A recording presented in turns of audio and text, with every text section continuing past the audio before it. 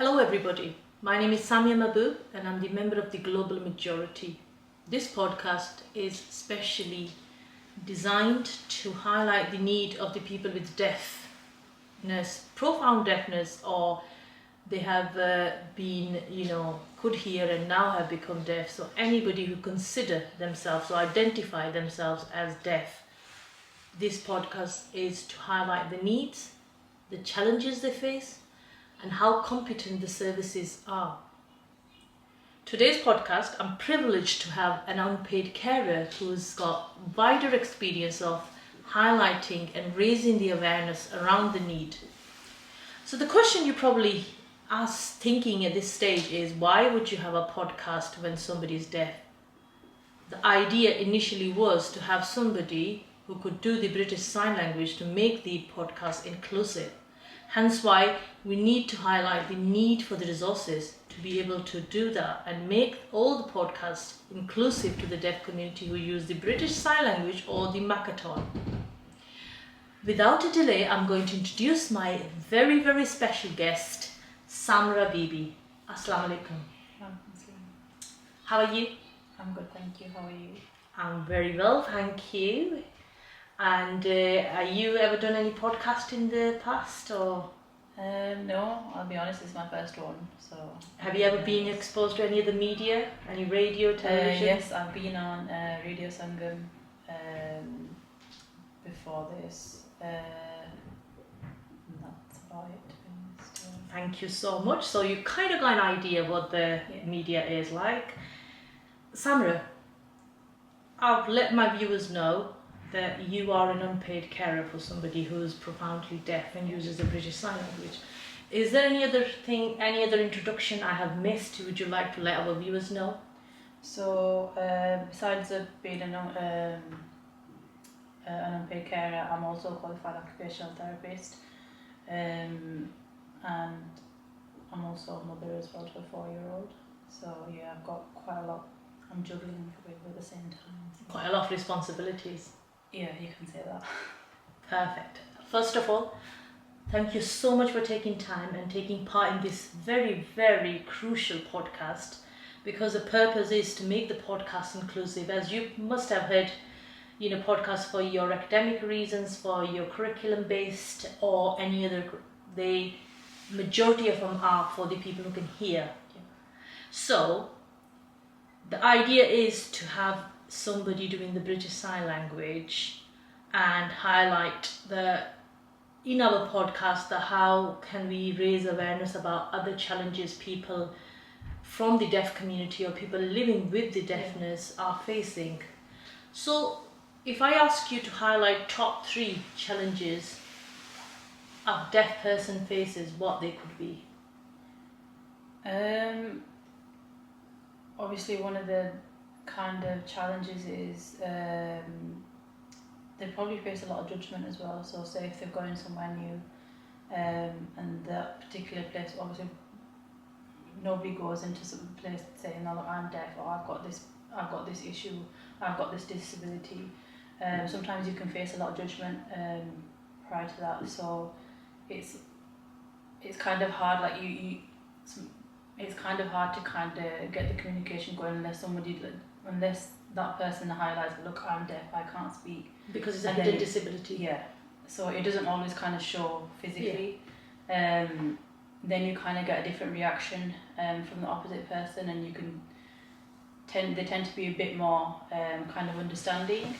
But it's not always the case as well, and that can be a bit challenging for that person, especially if they want to get their needs across to them.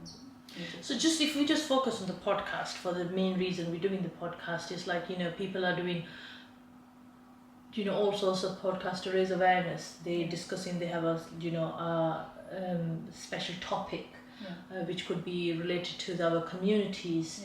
And if somebody who's profoundly deaf, it's not inclusive, is it? No.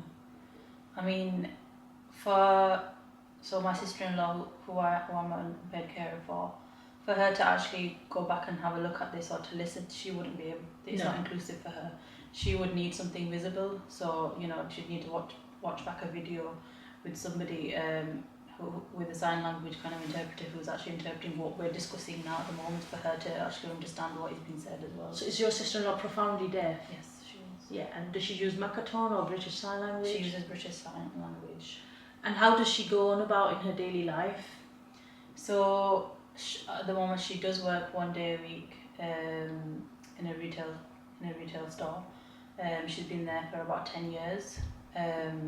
So she's doing well in that sense for her. She's out and about. But she can be a bit isolated as well at times. Just in general as well, in terms of within her own home, with socialising outside as well, purely because she's there. So how does she go about like attending doctor's appointment, hospital appointments, hairdressing, So I manage pretty much everything. So ever since I did get married into the home, I kind of took over for her needs. So whether it's her doctor's appointment, whether it's eye tests, going shopping, just for her basic needs as well. She's built that kind of trust with me as well. So she's a bit more. She feels a lot more comfortable with me as well to kind of discuss those needs, what her wants are as well, and what. So that makes me ask you that can you do sign language? I've not taken like an official course. I do hope to take that in the future. Yeah. That is something I want to prioritise. In the future when I do get a chance to do that, because I feel like it'll benefit me and others as well around me. Especially being an occupational therapist, I feel like it's something that I can kind of carry with me as well. And so if we just minus you, for example, let's say you move out of the country, or worst case scenarios, how would help can be replaced for your sister-in-law if you're not physically there? Like, if you're poorly or you're on a holiday, like what can be done to make her feel independent? So this is something that is like, a current issue. She previously did have access to a sign language interpreter, so somebody who she could communicate, text over the phone. If she needed to go somewhere, if she needed an appointment done, she could do that through the council. Recently she did have that removed. I don't know if it's to do with budget cuts, and I don't know what the reason was. So she no longer had that access to the sign language interpreter. So obviously for her it was family and friends and whoever could do that instead. So I kind of had to take over, arranging her appointments, and I had to really match it with my diary as well, so that when I was available I could go, because she would need somebody to interpret as well with her. So that's been quite frustrating as well, because it's kind of taken a bit of independence away. So she's had to rely on others quite a lot, whereas beforehand she could just. And that could have a knock-on effect if your medicines run out. Yeah. And if you've got chronic illnesses or any other mental health illnesses, or that can have a knock-on effect, which then we talk about the system that can have an impact on the GP appointments, and so this is really important to highlight in this podcast, that how we can be the voice for somebody through this podcast to make sure that I genuinely think that she should be doing the podcast. It should be her own channel. She should be asking people, rather than having somebody who can does the British Sign Language. It should be her doing the podcast and somebody else can talk. It's about being inclusive, and people of all hidden disabilities should be on every panel, every stage of the leadership. So recently, you said we had prior to this podcast, we had a conversation. So her support service, which provides the British Sign Language, has been changed, and I don't think so anybody from the local authority or the company ever consulted with her, because the previous sign language interpreter, she had that relationship with them. Now all of a sudden a new person coming into your life, like, who are you? So I mean, when I'd gone with my sister-in-law to one of her appointments, there's like a handful of sign language interpreters, and they tend to know each other as well. And because they go quite a while back, a lot of people in the deaf community, they kind of sometimes have their own dialect as well. So the sign language interpreters understood Sabah's dialect because it was slightly different. Okay. Because she's come. So what you're trying to say, the different part of the country have a different dialect in British? Yeah. So the way they kind of sign Right. it could be slightly different, and not everybody may not understand what she's saying. So she had one particular sign language interpreter who came to her appointments and would.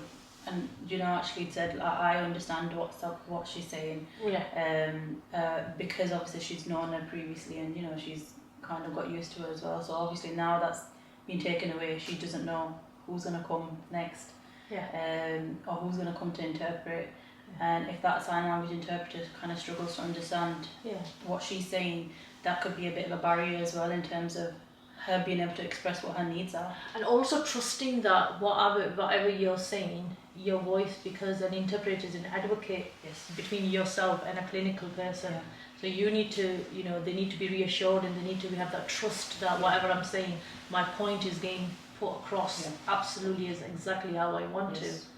So there's also I feel like there's challenges, but there's challenges under more challenges, sub-challenges. And it just feels like the people from the deaf community are completely sort of being put in the corner. Yeah, kind of brushed aside. Because their needs can be quite complex sometimes.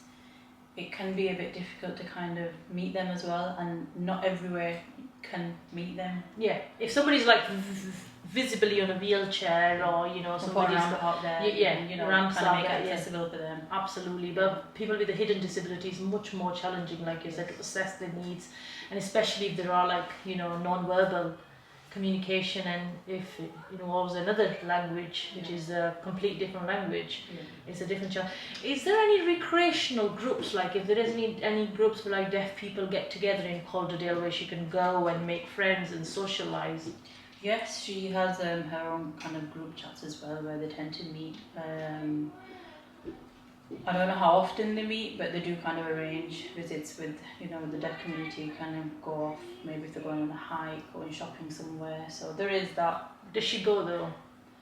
It depends on the person, and how they are, whether that's emotionally and how they're feeling. But there is there's more need to have definitely. There is more need for.